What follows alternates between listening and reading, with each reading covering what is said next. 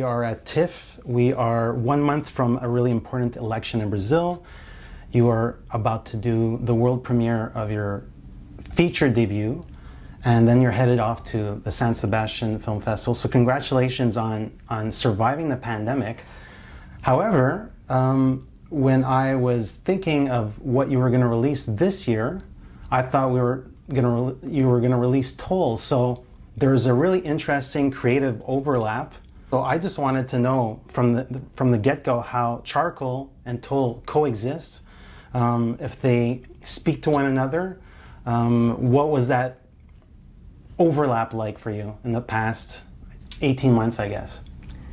Hey Eric, it's a pleasure speaking with you, first of all. Yeah, it's been crazy. Everything has been crazy, like the pandemics, the last few years in Brazil, the crazy political situation, which you know well. So actually, the story about Toll and Charcoal is that Charcoal is originally my first film. I started writing it 7 years ago, 6 years ago. And then we were raising funds to do it, and then I had another project, Toll, which I started writing as well, since it was taking a bit longer to raise the funds for Charcoal, which was called When My Life Was My Life previously.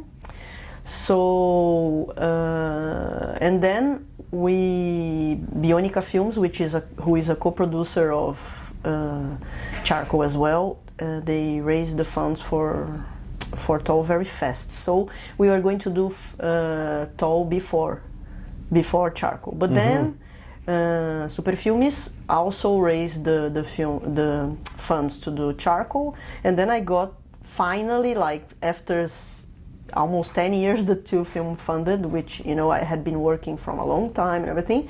And then I had the opportunity to do the two films in a certain amount of time, which was like in 1 year. Like in 2021, in 2020 I was going to shoot Toll, and right after that I was going to shoot Charcoal. But the pandemics came and everything got totally jammed, and my life got completely crazy. Everyone's lives got completely crazy, and so the timeline for the films got crazy as well. I had to change some crew and everything, and then Toll, which was a very difficult film to do in terms of locations and amount of extras and everything, we weren't able to do that due to the pandemics. And Charcoal was a more concentrated film in terms of location. Most of the film is shot in one location, so we decided all together, because Super Films partnered up with Bionica Films to do the film together. So we decided that we were only able to do Charcoal before, which was fine for me too, because I was working on both films for 7 years. So it was, when people say to me, "Oh my God, you did 2 films in 1 year." No, I did 2 films in 10 years. I've been working on them since a long time. It just so close the shooting, the time of shooting, which made me crazy, and it was so intense emotionally and in all the terms. But so the films, they switched places, and I did shoot Charcoal in July. I started the prep in July, shot in August and September, and then in the end of the year I shot Toll, because I didn't want to lose my main actress, and I didn't want to lose my DOP of Toll. Of course. So I needed to do all these crazy things, and if I didn't shoot there, I didn't have a schedule for them, and I would have to change everything again that I already did because of the schedule exchanges. So we did the decision of doing this. It was very intense and crazy, and I lived the last 2 years only for that. My personal life got completely jammed, but I am very happy with both films. And then I was thinking of Charcoal as currency, the idea of currency, the idea of economy. There's a lot of biblical implications. Of course, outside of the film, there's a lot of political ideas with deforestation and stuff. So I was just curious about where did this come from, this idea of the lifeline of trees and what it does for people? Yeah. Well, we are three, as you said, it's very metaphoric to a lot of things. We have a lot of parables, religious, and in many other atmospheres that, you know, go through, like the human, the way they understand things and everything. We have been always jammed with these three metaphors and parables. So I always wanted to do something related to that, because the film Charcoal is a film about a family. Mm-hmm. It's about a traditional family, and I thought it was very very important to the film to have this in a subtle way and in also straightforward way to put this family as that metaphor, that especially that final metaphor with the tree. And as you said, Charcoal, it's crazy how the films they ask for things that you don't even thought about it before, right? This is fascinating to me. For instance, that film wasn't placed in a charcoal factory. If you read the script, you haven't charcoal in that film at all. For instance, I don't know how spoilerish I can be right now. You tell me. In terms of themes and ideas, I think you can spoil as much, but in terms of like the mechanics and narrative ideas, I would like try to put it aside. Yeah, sure. Well, so we didn't have the name of the film now is Charcoal, and if you read the script, that there's no charcoal at all in it, and turns out it was another modus operandi of doing the things, nothing to do with charcoal. So turns out that we were seeing locations there. The location manager is a person who's very close to me, a very good friend who has a very interesting point of view in things, and then he came with a lot of locations. And then when he showed that location, which was a house that a family lives, and that was that charcoal factory, and we got so in love with that. And the charcoal factories, that city where the film is placed, there's a lot of small charcoal factories there, and it's a very predatory way of people working, let's say like that. It's exploratory, you know, people work for nothing of money, just like so bad income, and it's so terrible for their health. They work without IPs at all, and so people get very sick, you know, like lung stuff and everything. So it's a very predatory way of working. And as you said, you mean to do charcoal, you have to use this specific kind of wood, and you know, to kill a tree to do something that burns. So it seemed everything very metaphorical all the time, you know. And I don't know if it was some of the last days of shooting was very crazy. We were shooting a scene with Jairo, the husband there, and he was entering the furnace and putting woods there and lighting it up. And turns out that we all looked up, me, the DOP, and everything that was, you know, besides us, and then we saw a tree.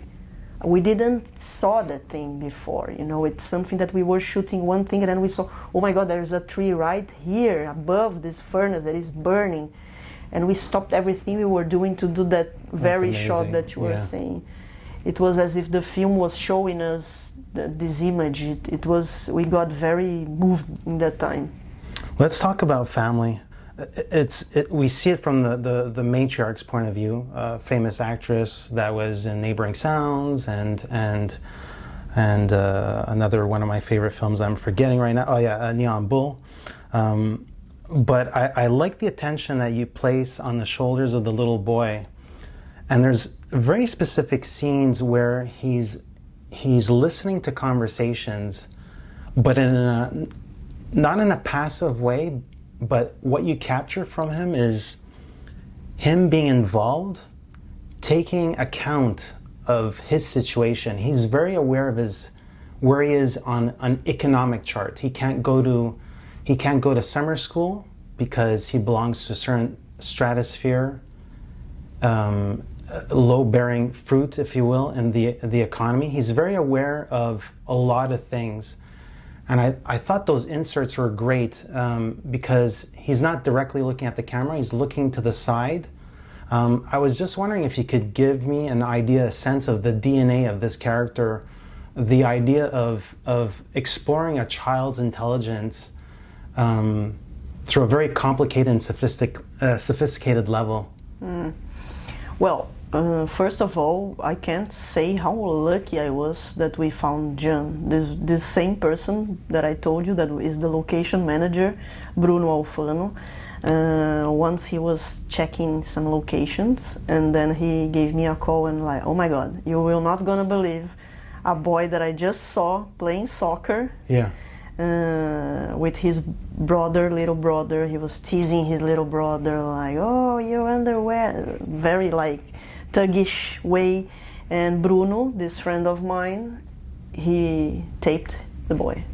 And then he showed him to me, and I was scouting in the city to find kids, and I didn't know if I wanted to be a girl or a boy. I was completely open to be a girl or a boy, Jean.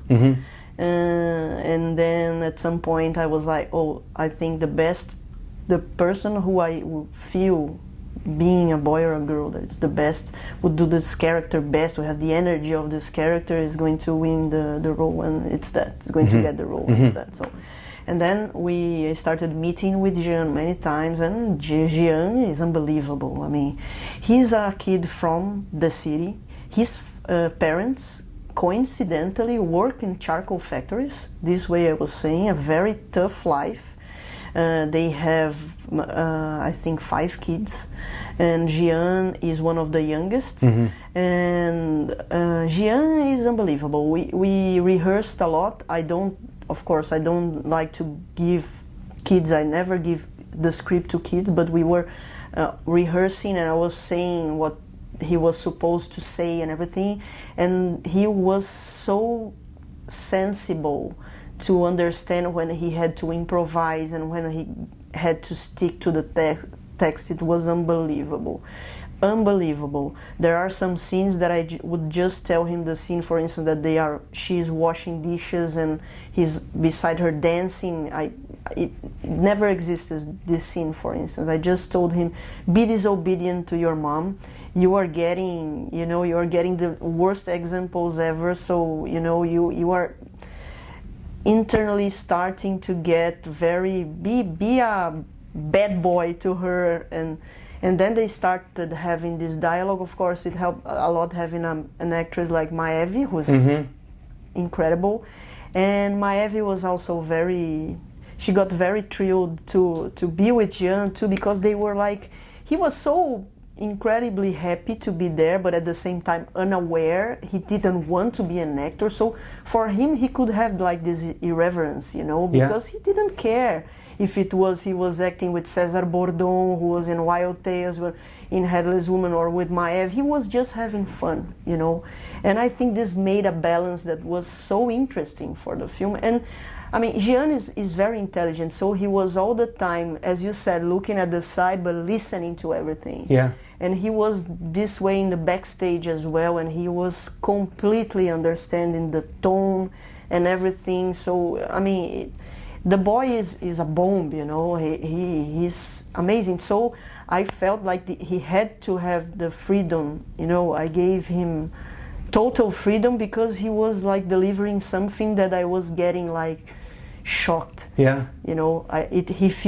For me, he felt very natural, and when I hinted something that he needed to say, and when I was like, say whatever you want to say, you are feeling like this time, and he would come up with something, it makes me I'm so lucky to have him in the film, And it's fun for the sparring partners or the professionals, because they get it's a lightning bolt. It's energy. It's fresh energy. But what's interesting about his performance is I got a sense, it comes across this way, that he understood the nuances of certain specific scenes where he's faking, or he's showcasing one thing, but he's thinking internally another thing. Familiar with your short films, you embed this. It's like a thriller film without the thriller element. But there are, I'm going to call it dark humor, dark comedy. And I think it's very much in line with something that you appreciate as a filmmaker, that you introduce in your short. So I was just wondering how the importance behind adding not moments of levity, but moments where it is a dark humor, I want to call it that. I just wanted to get a sense of the importance for you to embed that in the text. It is all there. It's all there all the time. I think, as you said, it's so, for me, it makes me so happy to listen to you, and to when you want to say something and somebody understands it perfectly. I mean, it makes a filmmaker so happy, you know. Amazing. So it's exactly like that. I am a fan of dark humor. I love it, and I try to. It's the way I see the world. So it's something that comes naturally for me because it's the way I live this way. So and I put it in the scripts always. I always try to put the lines and the situations in this way, but in the rehearsals I see many things that doesn't work and doesn't go well, and then I like to co-create a lot with the actors all the time. So we created together the tone of the films, and even the lines. If we think it doesn't work, we change. I have no problem of changing anything, because I am very grateful to the gods of cinema when they shows us what is not working. You should think about another thing. You didn't think about charcoal, but you came here and there's this charcoal factor. Oh, why we don't use that, like fire and everything? It's better. I never thought of that. So, you know, this way works for me in terms of tone as well. I write some dialogues, and then if they work fine, I think they work fine. Great. If I don't, we exchange to something that I create alongside with the actors. Mm-hmm. I thought it was really interesting, the townspeople here. They keep their secrets really well guarded. Their desires are in the same box. However, their moral compass is a little bit all over the place. And obviously there's overt religious ideas and symbolism. I mean, you almost bookend with like a sermon. And I was thinking a lot of Brazil as a heavily, there's this heavy religious aspect to Brazil, and here the townspeople they're so smart, knowing how to hustle and improvise on a given situation. They know how to, I don't want to say monetize, but they know when to leverage a situation. And I really thought that was really interesting about these characters. They're not settled down. They're not dumb. They're not set in their ways. They're very proactive. And I thought that was a really interesting parallel. I was just wondering if you could discuss the sort of like that polarity where people have these things that are really close to their chest, but then they think about bettering their lives or bettering a situation, and everybody really is trying to one up each other, but they're all on the same level. As you said, they are so good in hiding things, you know, because I think I grew up in the countryside, and many of these situations, not the bizarre ones, but some of them that I lived, and some of them were an inspiration for me, actually. For instance, the homosexual part, because in the countryside, depending on where you are, how conservative you are, you can be a murderer, you can host a murder in your house, but you cannot be gay. Your son cannot know that you are gay, but it's fine to know if you hide a drug dealer and kill somebody. It's perfectly fine. So I think that this balance between the role that you need to play in society to be accepted, to have this traditional family, to be married, even though you don't even talk to your partner, and, you know, to have like the son, the family, and you go to the church, but what are your desires? You want to go away, or you don't, and you want to have sex and you don't have with your partner because maybe he's not into you, he's gay, he has an affair. Do you know that he has an affair? Maybe you even do. And how many stories like that I was aware in the countryside when I lived, you know. It's exactly what you said. People want more. Their wishes, their inner wishes, they exist, you know. Yeah. It's impossible to believe that living this socially accepted life, if they don't feel like it will be enough, you know. So I feel that the film is about it as well. I was wondering how, when you bring an actress like this to a backdrop like this, and, you know, she's been in a lot of films, so I don't know her filmography. How does the backdrop sort of like help her get into character? Like how much And she does appear. I think she's one of the leads in Toll as well. So how did the backdrop, the conditions of filming during the pandemic, how did all that inspire her to sort of like play this character with so many dualities, so many like, you know, she has her own agenda, but yet she is a matriarch. She's protecting the nest. She's protecting a nest that's problematic. It was such a challenge for the actors, for me, for all of us, and they are great. I mean, I couldn't be lucky enough to have them in the film, because I think this is a film that if one performance is not good, you know, it's too risky.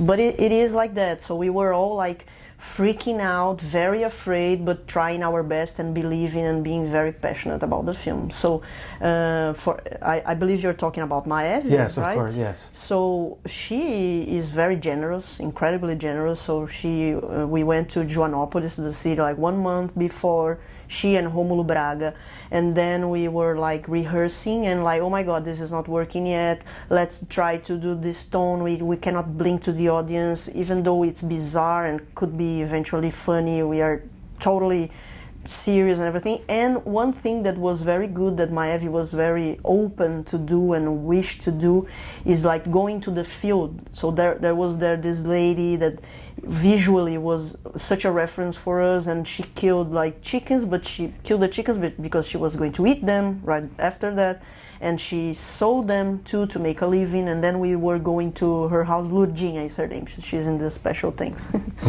And then we used to go to her house and to see her like doing the chicken. How did she kill the chicken, which was very tough on us. Like Maeve, for instance, is a vegan. She's an activist. So for her to have that scenes like with the animals were something that she kept being like with stomach's ache for months, you know. So but anyway, she would go to the field, she would watch it all the time, and you know, she was trying to get more brutal, to get more like they do that. And I mean, she's going to eat there right after that, it's fine, you know. But we are not, it's complicated to meld these realities, and she was very open to do that. And then we did that with people from the city, and seeing how they spoke, what they spoke, why they were so conservative in some points, and talking a lot to people. Besides doing the rehearsal and going to the script,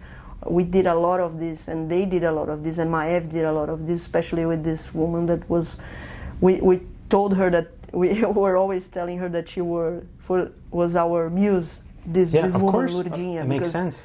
We were like, oh my God, we are watching you, because, you know, all the time, and we lived that very much. And Maeve was she's very determined, she's very like, you know, like square in the good way, hard worker.